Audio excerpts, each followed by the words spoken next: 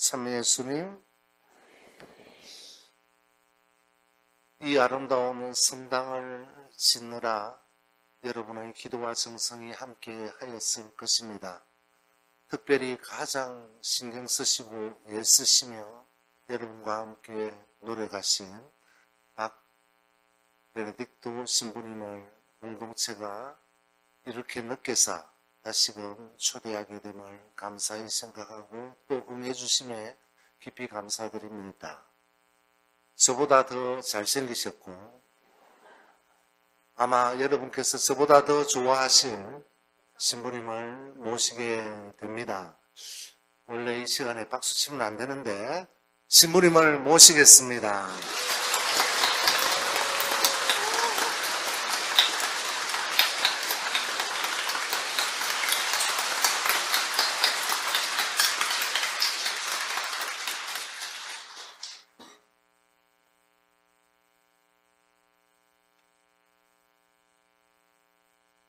오늘 유튜브로도 나간다고 하시길래 조금 더 긴장이 됩니다. 오늘 이 자리에 함께 하신 500여 분의 우리 덕계성당 교우님들과 유튜브로 함께하는 우리 15,000명의 회화방송 애청자분들이 보고 계시다고 생각이 드니까 굉장히 긴장되고 떨립니다. 마치 덕계성당 주임으로 다시 온 것 같은 느낌이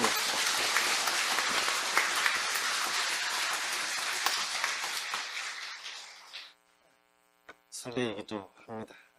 이 긴장감을 조금 누르뜨리기 위해서 우스개 이야기를 한번 하겠습니다. 한국에서 판매되고 있는 자동차의 종류가 상당히 많죠. 근데 그 자동차 중에서 가장 빨리 나오자마자 팔리는 차량 메이커가 어떤 건지 아시는지요? 최근에 나오는 차인데요.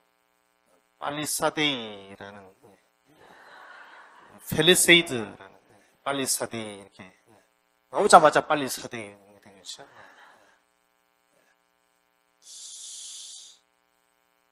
여러분들은 하루에 얼마나 웃으십니까? 갓난아기는 하루에 한 400번 정도 웃는다고 하는데요. 어린아이들은 200번, 어른들은 한 4, 5회에서 10회 정도 잠시 웃는다고 하죠. 옛 어르신들은 웃으면 젊어진다고 하는, 행복해진다라는 그런 말을 하죠. 이것이 현대 과학으로도 증명되고 있는데 15초간 웃으면 젊어지는 것은 물론이고 이틀이 생명이 연장된다는 거죠. 그렇다면 1분을 웃게 되면 8일이 생명이 연장된다고 한다면 대충 계산해도 하루에 1시간씩만 웃으면 100살은 거뜬히 그냥 넘길 수 있는 거죠. 장수의 비결이 아닐까라는 생각을 해봅니다만, 그러나 그렇게 되질 않죠. 왜냐하면 그 웃는 시간에 비례해서 상처받고 힘들고 어려운 일들이 또 닥치게 되면 그 마음을 또 견뎌내지 못함으로 인해서 스트레스를 받게 되면 그 이상의 시간들을 까먹어 버린다는 거죠. 그래서 사실은 영원히 살 수 있는데도 불구하고 우리 인간사 안에서 스스로가 또는 사람들과의 관계 안에서 그 상처들로 인해서 그 시간을 단축시켜 버린다는 아이러니한 세상 안에서 어떻게 살아가야 되는지를 한번 좀 이렇게 고민해 보게 됩니다. 이 웃음은 혹자는 만병통치약이라고도 이야기를 하죠. 이 웃음은 당뇨, 혈당 수치를 낮추고 콜레스테롤 수치도 정상으로 만들고 다양한 우리 현대인들의 병을 자가 치료할 수 있는 면역력을 키우는 아주 중요한 요소가 된다고 합니다. 그야말로 다른 약들이 필요 없는 만병통치약이라고 하는 것이죠. 그러면서 우리는 얼마나 많이 웃는가 하는 것들을 한번 되물어보는 것도 좋을 듯 싶습니다. 흔히 행복해서 웃는 것이 아니라 웃으면서 행복해지는 것이겠죠. 성경 말씀도 기뻐하라, 끊임없이 기도하라, 그리고 모든 일에 감사하라 라고 바로 사도는 이야기합니다. 그리스도 예수님 안에서 살아가는 우리에게 바라시는 하나님의 뜻이 바로 이 기쁘게 살아가는 삶이죠. 그래서 천국은 웃음으로 사는 나라다라고도 말하기도 합니다. 웃는 얼굴이 천국의 출입증이라고 이렇게 표현을 쓰더라고요.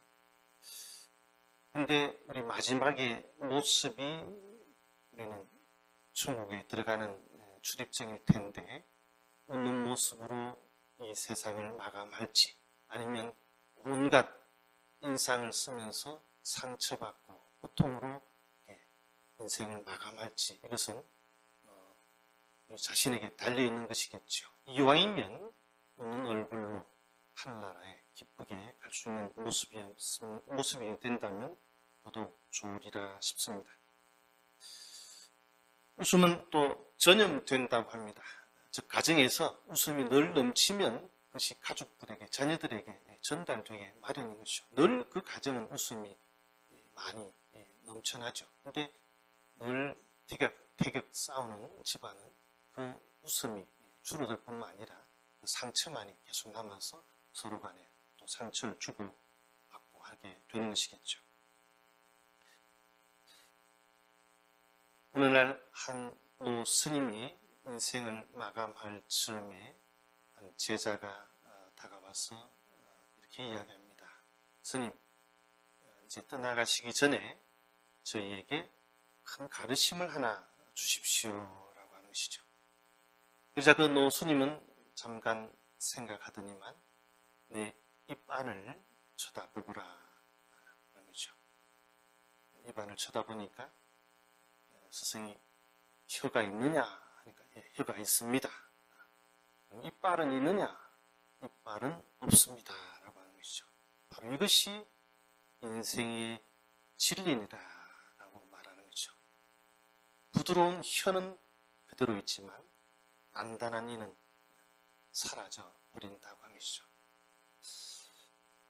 결국 강한 자는 망하기 쉽고 유연한 자는 오래 존속된다는 고사성어, 치망설존이라는 고사성어에서 유래하는 이야기인데요. 오늘 제가 드리고자 하는 내용은 부드러움이 세상을 이긴다라는 내용입니다. 다시 말해 사랑하는 사람이 또는 웃는 사람이 더 많이, 더 오래 살고 더 많은 사람을 얻게 된다는 그런 내용의 말입니다. 이미 사실은 다 알고 있는 내용이기도 하죠. 오늘날 그런데 세상사가 그렇게 녹록지 않습니다. 근래에 벌어지고 있는 이 세상사 이야기를 듣고 보노라면 이념 때문에 또는 생각이 다르다는 이유로 좌로, 우로, 남과 북으로, 동서로 정치적 지지자와 반대자들, 기득권과 비기득권, 오늘날 이 사회와 정치가 제대로 작동되지 않는 이런 면들이 서로 싸우기만 하는, 또 비판하고 시기 질투하는, 그야말로 다양한 날선 이빨들이 너무 많아서가 아닐까라는 생각을 하게 됩니다.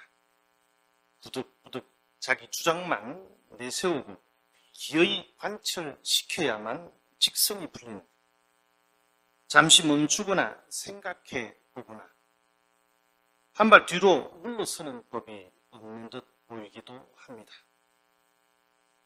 좌우 돌아보는 법도 없이 오직 직진뿐인 세상, 심지어 남의 말이나 충고는 곧 나에 대한 도전이라고까지 생각하게 되는, 또 내로남불이 당연시되는 안타까운 현실이 답답하게 여겨지기도 합니다.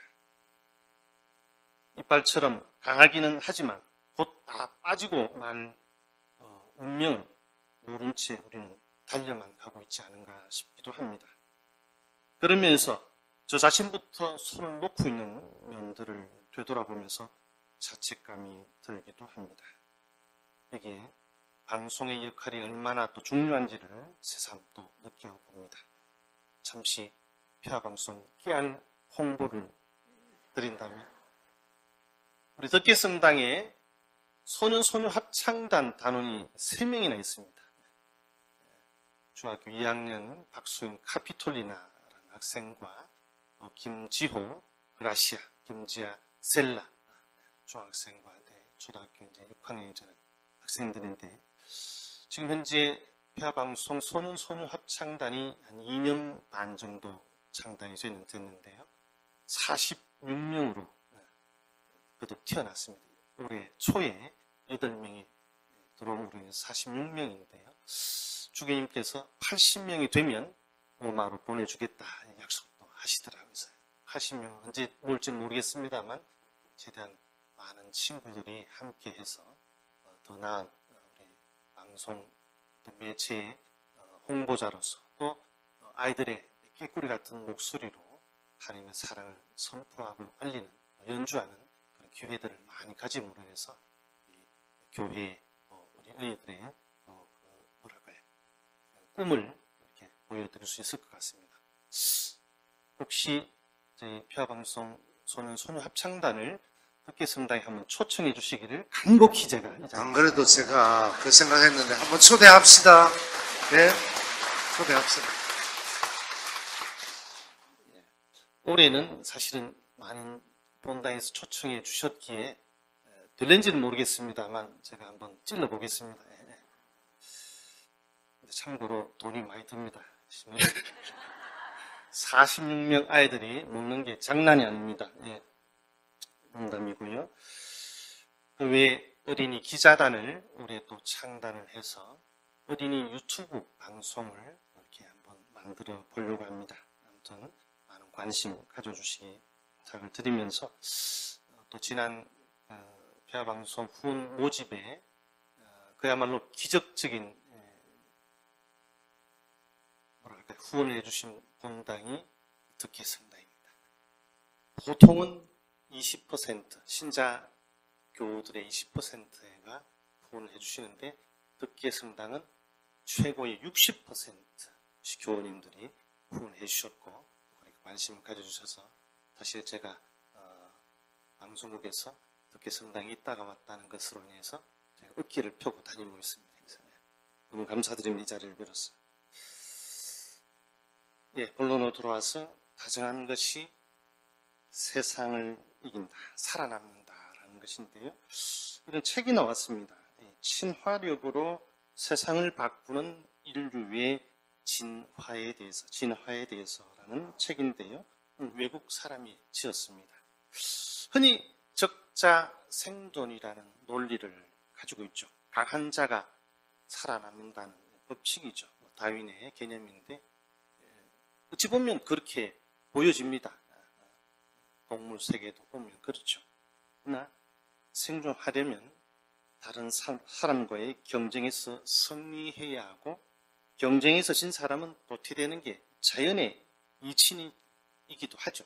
당연하다고 볼 수도 있습니다. 그러나 이 저자는 싸우기보다 오히려 친화력으로서 서로 잘 살아가면 이것이 훨씬 더 살아남을 수 있는 가능성이 높다라고 하는 거죠. 가축적이라는 표현을 썼는데, 그러니까 결국 가족이라는 개념, 즉 한 공동체를 이루어서 살아가는 것이 다른 어려운 동물이든 기타의 무엇으로 인해서도 보호할 수 있다고 하는 이런 울타리가 되는 개념에서 그것이 더 세상을 바꾸어 가는, 그야말로 이것이 진정한 삶의 완성을 향해서 나아가는 것이라고 이렇게 이야기를 합니다. 그러면서 인간은 이 눈을 가지고 있는 측면에서 서로 이렇게 소통하고 이것이 서로 마음을 이해하게 되고 하는 것으로 인해서 그것이 서로 이렇게 상대방의 마음들을 눈으로도 충분히 알 수 있다고 하는 것이죠. 그것이 친화력을 더 강하게 하는 하나의 계기가 된다고도 이야기를 하는데요. 그러나 아시는 바와 같이 인간이라는 것이 이렇게 생각대로 되는 것이 있습니까? 살아가다 보면 사소한 것으로 삐지고 돌아서고 원수가 되는 것이 우리 인간사 아니겠습니까? 신자이든 신자가 아니든 그는 제쳐도 못으로 그런 면에서 아직도 인간은 더 진화해야 된다고 이렇게 이야기를 합니다. 서로 그래도 인간은 서로 마음을 열고 서로 소통하려고 하면 충분히 그런 가능성이 있다. 즉 다시금 그 갈라진 틈을 화해해서 하나가 될 수 있는 그런 능력이 있다는 거죠. 아직 완성되지 않았지만 서로가 그런 마음을 열고서 계속해서 상대방에게 다가간다고 한다면 충분히 다시금 화합하고 하나가 되고 친구의 공동체를 이룰 수 있다라고 저자는 이야기합니다. 아직도 멀었지만 말입니다. 멀은 것이 중요한 것이 아니라 그런 가능성이 있다고 하는 것이 얼마나 중요한지 깨닫게 됩니다. 그러면서 우리 신앙적으로 본다면 그 신앙은 그러면서 그 부족함을 채울 수 있는 또 그 부족함을 좀 이렇게 완성해 갈 수 있도록 하나의 좋은 어떤 선의 긍정의 역할을 할 수 있다라는 거죠. 내가 신자인데 내가 또 한번 참아야지. 아니, 내가 좀 더 기도하고 좀 더 내가 자수성가해서 좀 반성을 하고 그 사람에게 좀 마음을 열어놓아야지 하는 식의 도움이 된다는 것이죠. 철학자는 이렇게 이야기합니다. 인간은 참으로 위대하지만 시궁창이다라고도 표현을 하죠. 언젠가 말씀을 드린 것 같습니다만 그 인간의 그 능력이라고 하는 것, 과학적이든 기타의 무슨 세상사든 인간의 능력은 사실은 우리가 가늠할 수조차 없죠. 아시는 바와 같이 이제 자동차가 날아가는 시대가 되고 드론이라는 걸 통해서 물건도 택배하고 이렇게 되는 세상. 더 나아가서는 한 알의 약으로 인해서 굳이 밥을 먹지 않아도 될 시대가 멀지 않았습니다. 이 능력이 있는 인간이지만 또 한편 인간이 행하고 있는 다양한 형태들의 악들을 보면 그야말로 시궁창이라는 면도 있다고 하는 것이죠. 어찌 감히 이런 일이 있을 수 있느냐 하는 것이죠. 이 인간의 양면성을 또 보게 되는데 어떻든 이 저자는 단호하게 이야기합니다. 그래도 서로 마음을 열고 다가가면 충분히 그것을 해결할 수 있고 또 서로 마음을 하나로 만들 수 있다라고 하는 것이죠. 심지어 그러므로 해서 이 다정함이 세상을 구원시킬 수도 있다라고도 표현을 합니다.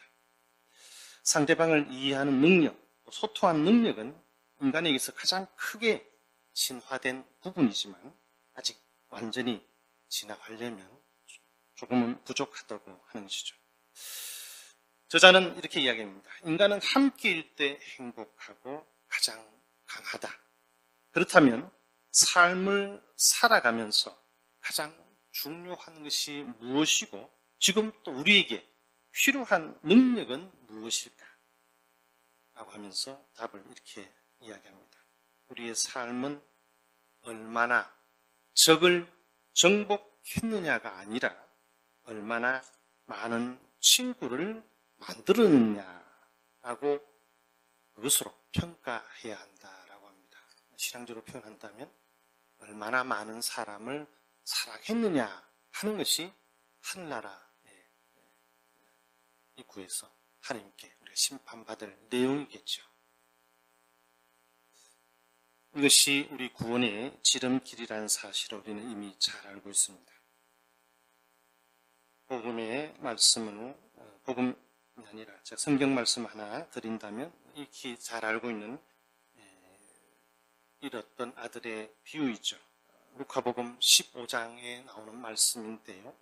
다른 복음에는 등장하지 않는 내용이지만 아시는 바와 같이 둘째 아들이 아버지께 재산을 달라고 해서 나가서 흥청망청 다 써버리고 그야말로 돼지가 먹는 쥐엄나무라도 이렇게 먹으려고 했다가 그것도 먹지 못하고 아버지의 그 품속이 얼마나 행복했는지를 깨닫게 되고 아버지께 돌아가기로 회개를 하죠.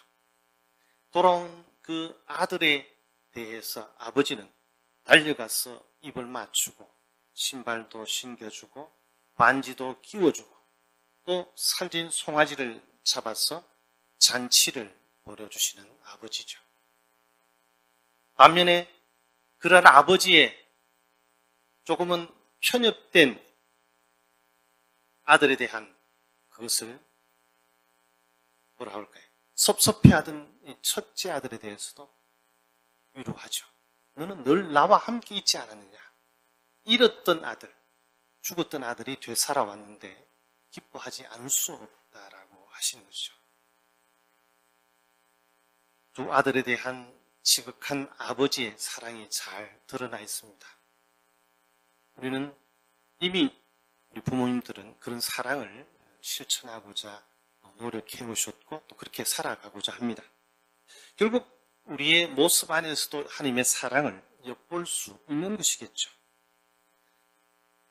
하나님은 벌 주시는 분이 아니라 아버지처럼 용서하고 베푸시는 분임을 들려줍니다. 그리고 그 아버지가 바로 예수님이라는 사실을 들려주죠. 오늘 복음에서도 나는 세상을 심판하러 온 것이 아니라 구원시키려 왔다라고 이야기하십니다. 사순식이 이제 막바지에 다다랐습니다.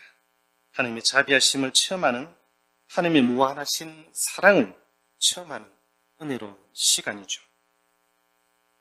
부모님의 조건 없는 사랑을 알고 받아들이듯이 자비롭고 부드러우신 하나님의 사랑을 닮아가는 그리스도인 덕계성당 공동체가 되기를 기도합니다. 부드러움을 배우고 닦는 기술은 간절한 기도와 말씀을 생활하는 그리스도인의 삶일 것입니다. 우리를 진리로 또 자비로 초대하시는 오늘 복음의 말씀을 새겨들으면서 우리를 구원하러 오시는 아들 예수님의 그 사랑을 늘 간직했으면 합니다. 그 사랑은 우리가 살아가야 될 삶이기도 하지만 하나님을 만나게 되는 분명한 우리의 출입증이 되어야 되고 우리의 삶의 징표가 되어야 할 것입니다. 그 사랑의 삶으로 자비로운 삶으로 우리 덕계성당 공동체가 늘 풍성한 삶 속에 기쁨으로 또 감사함으로 가득 찼으면 좋겠습니다. 감사합니다.